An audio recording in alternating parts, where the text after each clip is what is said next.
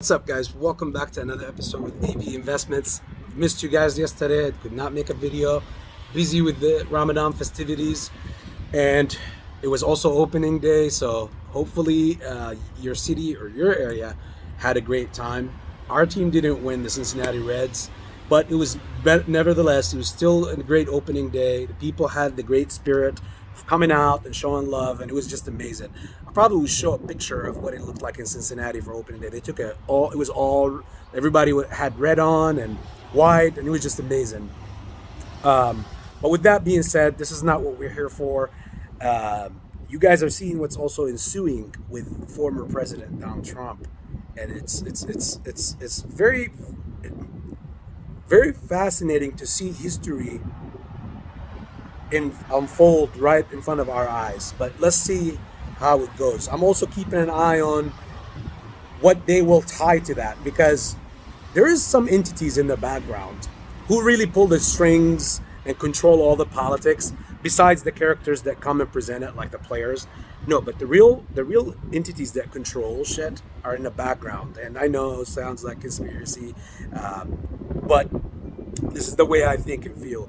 However, those people, I'm keeping an eye on the fact that they're going to have to tie up some narratives, because they always have a story similar to the Amazon situation. Remember, stock goes up. This is just a small example from a stock perspective compared to the politics, but Amazon, wants to buy AMC. That's why AMC is going up. Institutions are piling in. Less than 24 hours later, Amazon thinks it's a bad idea to think about that. Let's just think about sign word instead. Stock goes down 3%, whatever, 4%. Point is, the story was nothing but a hoax, a story that basically explains the reality or the logic of why the price is going up, but it's not the real story of why the price is going up, if you get what I mean here. With that being said, we're also still watching the craziness happening in Europe. I mean, and then even in the east, all the way in the east, the rise of the dragon. You got China doing that deal now with Brazil, which is part of the BRICS, but officially do some deals, and now France is in the talk. I mean, we know they have a full-on revolution on their hands almost right now, but with that, I mean, that I guess desperate times call for desperate measures. Uh, I mean, France is one of the core parts of the allies, and being even. I mean, you're talking about rewriting all what happened in World War II and all the blood and the history that they had together, and again, walking away from the allies, and now perhaps doing things. They got their reasons. They say that they need money. Their country is breaking down. They raised the retirement age. They don't have money. People want the democracy because it's a secular regime over there, and they're just not down with the way that everything is ensuing right now over there. I mean, the French specifically said, hey, if anybody knows or has PTSD about dictatorship or control, the French is up there on that list, along with us, but up there in that list. When they did their whole revolution on the church itself in Europe back in the days, it was mainly for that. And they said, hey, we want to be free. We don't want to be ran by any particular mindset, whether it be religion, whether it be a political movement or whatever. We just want to be, obviously, us, like secular.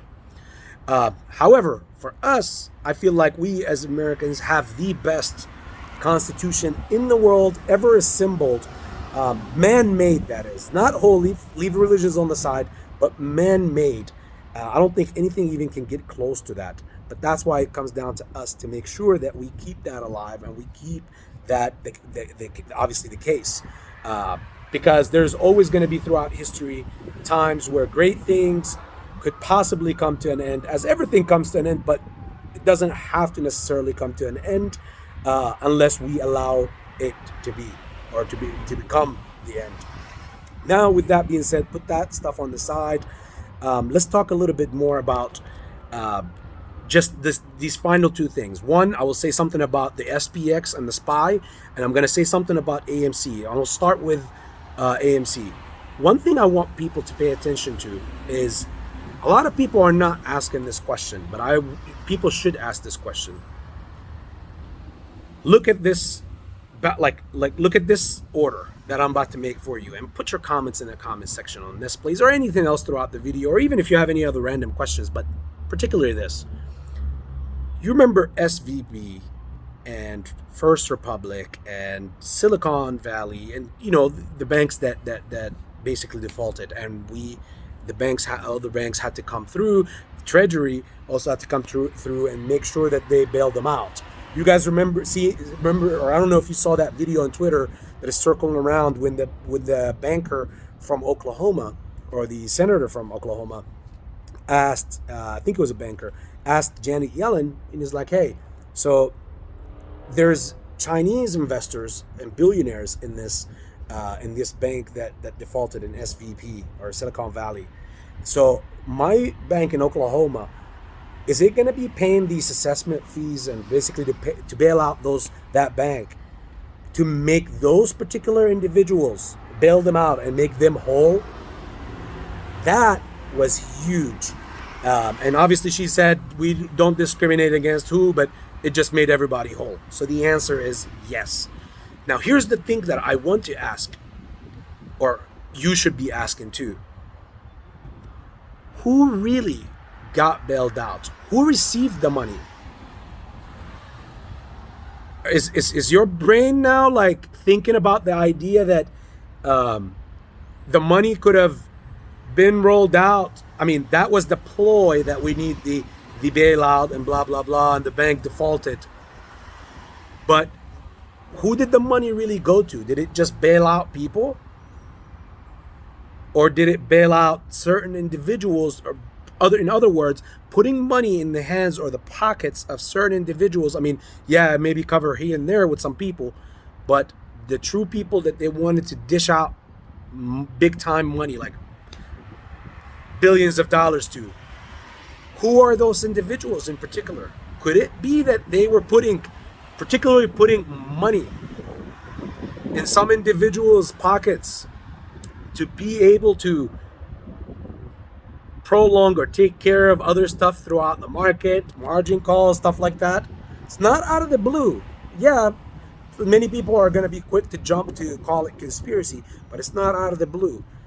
The first place to look is always the last place you think, because they know that you'll look. So what I mean by that, as in, they gave us a story, they gave us the whole tornado, the whole thing. Yes, failed bank, we need to bail them out. Everybody got bailed out, now life goes back to normal. But in the midst of that storm, who really got money, and where did it really go to? Besides the people that they bailed out, the investors that were in there, the investors that were made whole. That's something that's interesting to look into. Put down your comments in there, comment section. Plus, there's another thing that is ensuing. Apparently, the whole talk about the court, and people are, there's been some stupid agenda coming out there that the lawsuit people that made the lawsuit, they're so afraid it's a bogus lawsuit to the point where they don't want to be deposed and blah, blah, blah. Well, I didn't even know that narrative existed, but unfortunately, I'm just now being hip to it. And it's like quite laughable, because I feel like it's almost impossible to explain some of those yes shills or yes narrative people who are washed or brainwashed or just don't see, I guess, the light. Come up with narratives that best fit their whole standing and their motives.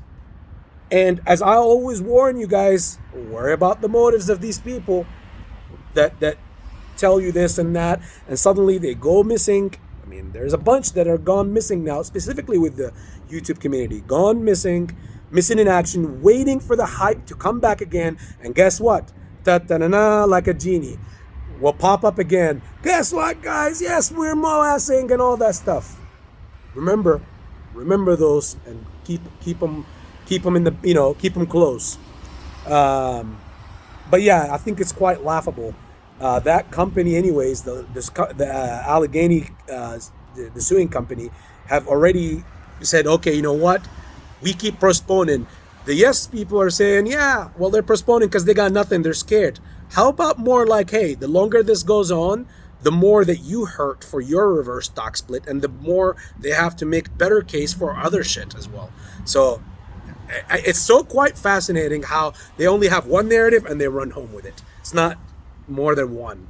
It's just one best case scenario, and let's go, Brandon. Enough with AMC for now. Again, put your comments in the comments section, please. Last thing, the SPY and the SPX. After this, I promise, go enjoy the rest of your weekend. Hopefully, you'll have a great weekend. The SPY and the SPX is SP 500. They're at levels that all I can tell you, all I can say, obviously without making any financial advice or putting myself in any headache or anything, they are at levels where I'm just gonna connect. I'm just gonna put one dot here and one A and then another B over there, and you connect the dots between A and B. You like that, right? Um, April 10th, April 10th to the 11th, SPY and SPX, where they which with right now with the levels that they're in, do with that as you will. With that being said, much love, AB Investments.